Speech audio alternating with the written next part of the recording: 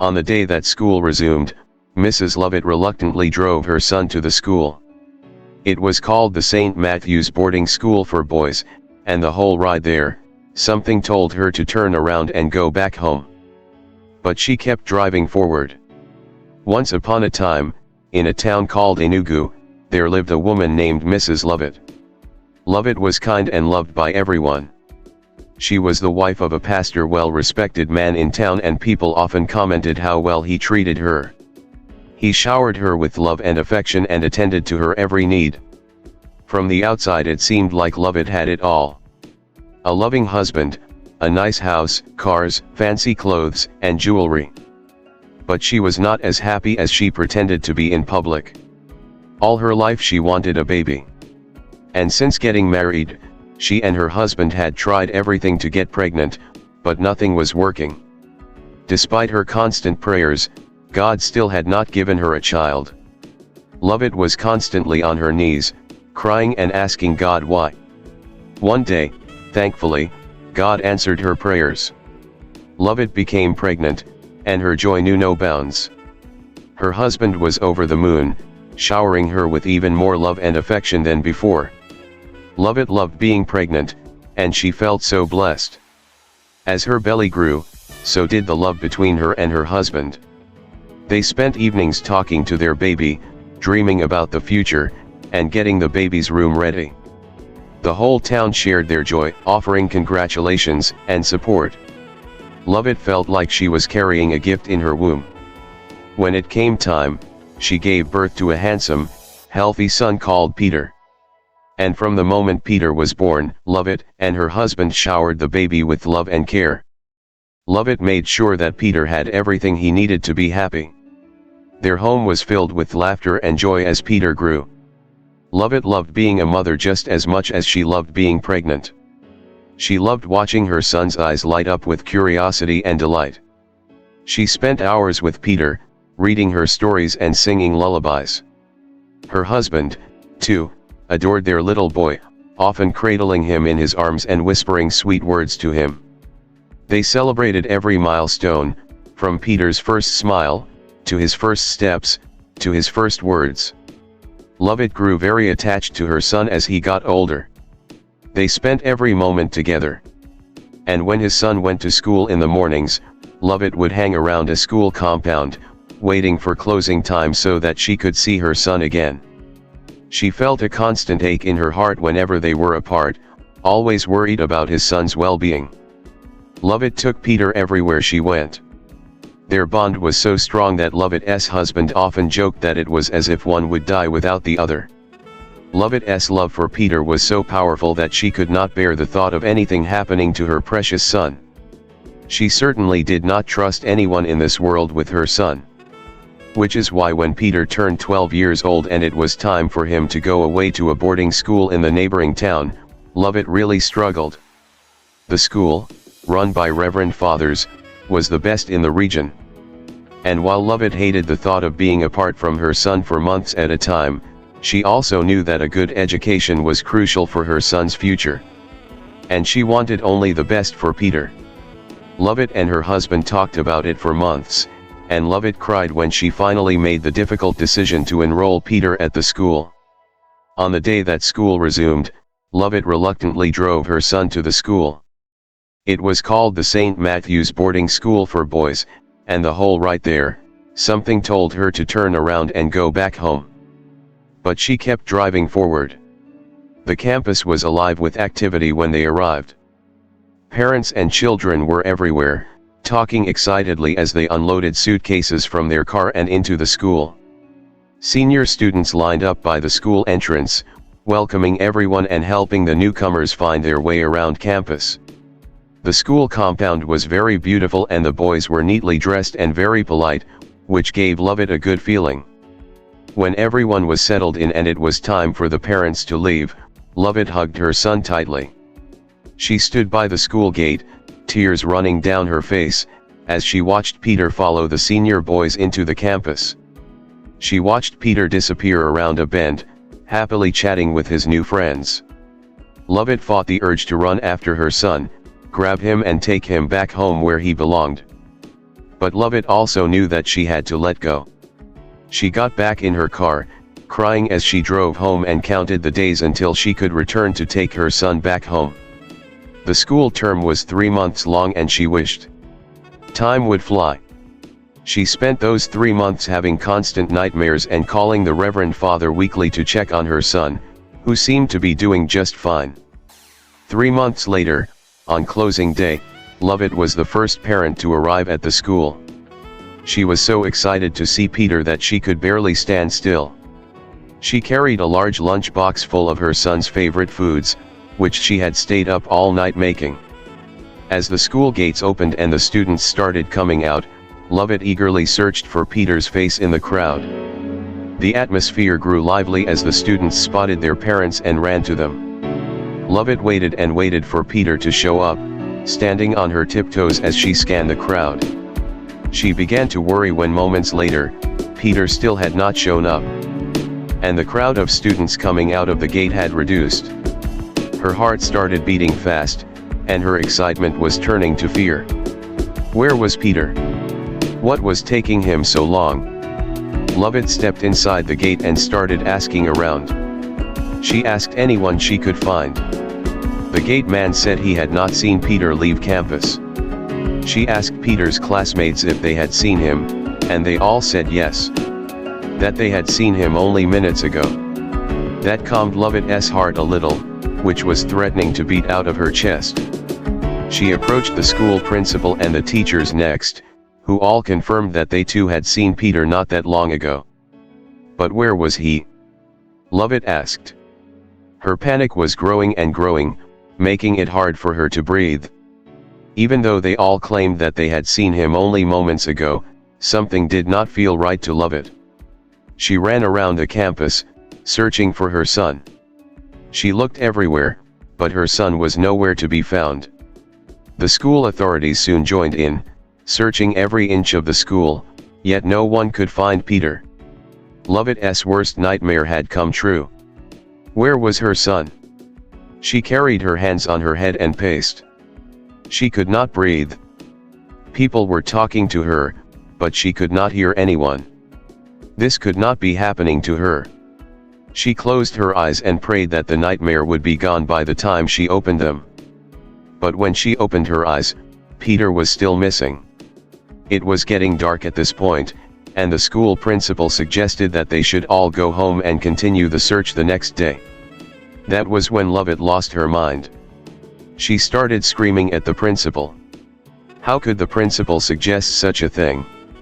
What if her son needed her? This was all the principal's fault. Her only son was missing because of their negligence. They were going to pay. She will make them all pay if they did not find her son soon. She spent that night at the school, and all night Lovet had circled the school compound. Calling out to her son, hoping he would hear her, she checked under the benches and looked behind the buildings, hoping that her son was hiding there, playing hide and seek. But by morning, she still had not found Peter. Her husband, who had been on a business trip, arrived at the school the next morning. He was just as heartbroken. She tried to speak, to explain what had happened to her husband, but her voice failed her. She tried to cry, but her tears had all dried up from crying the whole night. Without knowing where her son was, she felt empty inside. She felt like a deflated balloon. Another minute spent without her son. She just wanted to lie down and die. She followed her husband home reluctantly. The police were all over the campus now looking for Peter. And there was nothing Lovet and her husband could do other than go home and wait. Lovet prayed that it was all just a nightmare. But it was no nightmare. One day turned into two, then a week, and still no sign of Peter. Lovet and her husband called in every favor they had and used every service at their disposal, but Peter was still nowhere to be found. She had simply vanished. There was no trace, no clue, nothing, and it made no sense. How did a 12-year-old boy disappear without anyone seeing him? Everyone was puzzled. After a month of searching, the pain became unbearable for Lovet. Not knowing where her son was or if he was okay was the worst punishment to a mother. 1 month turned into 2. Then a year. And she lost all hope. With each day that passed, she lost the will to live.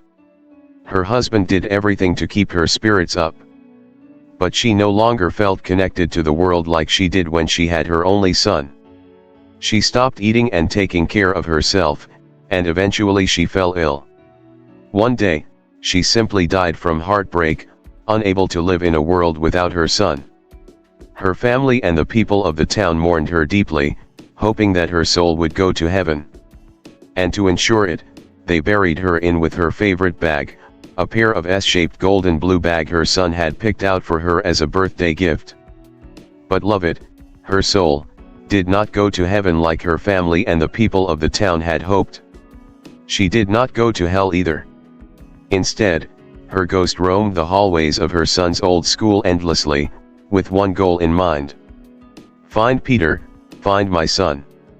Every night, her ghost would wander out of the darkness and circle the school campus like she did that first day her son went missing, lifting objects and dropping them, checking under benches and peeking behind buildings. At midnight on the dot, feeling frustrated about not being able to find her son, she would walk into the boys' dormitories. Stopping by each boy's bed to check if the boy sleeping there was Peter. She lingered in Peter's old dormitory, spending longer by the bed her son once slept in, touching the boy's face, who now slept there, whispering his name. And then sighing with disappointment when the boy did not answer. And then she would walk out only to return the next day. The students of St. Matthew's of course did not know the story I just told you. They had no idea who Lovet was or what her backstory was. All they knew was that there was a ghost haunting their school and they called it Crush Crush. Because of the sound the ghost's bag made when it walked into their dormitory, they never saw the ghost's face or figure. They only saw a blood-stained S-shaped blue golden bag walking up and down the dormitory without anybody holding it. The boys were terrified of the ghost. And it had even become the norm that everyone was to be asleep before midnight just to avoid hearing the ghosts. Complaints had been made to the teachers and parents, some students begging to be sent to another school, but no one believed them. The grown-up all thought that they were imagining things. One boy in particular called Jude. Take note of this boy I just mentioned, because he is the one who will help us figure out what happened to Peter, the missing boy. Jude was occupying the bed that used to belong to Peter. And because of this, he felt more haunted by the ghost than anyone else at the school. While the ghost would only briefly visit the other boys' beds, it lingered by Jude's bed for minutes, sometimes up to an hour, touching him and whispering to him. This made Peter very uncomfortable, and it kept him from sleeping at night. He wanted it to stop. He desperately wanted the ghost to stop touching him and whispering to him. So one day, Jude gathered 2 of his friends and they all decided to talk to the ghost. The plan was to ask the ghost what it wanted and find a way to appease it, hoping it would stop haunting their school and making their lives miserable. One night, Jude and his 2 friends waked up until midnight when everyone else was asleep. They were scared out of their minds because none of them had any experience dealing with ghosts. But they were desperate enough to try. The ghost's nightly visits were driving them crazy. Actually, Jude knew exactly what he was doing. He had a unique background that none of his friends knew about. His father was a Catholic priest and an exorcist, but no one knew this because priests were not supposed to have children. Surprisingly, Jude had a good relationship with his father.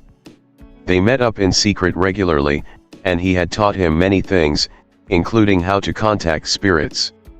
When the ghost walked into the dormitory that night, Jude emerged cautiously from the shadows and said, "Hello."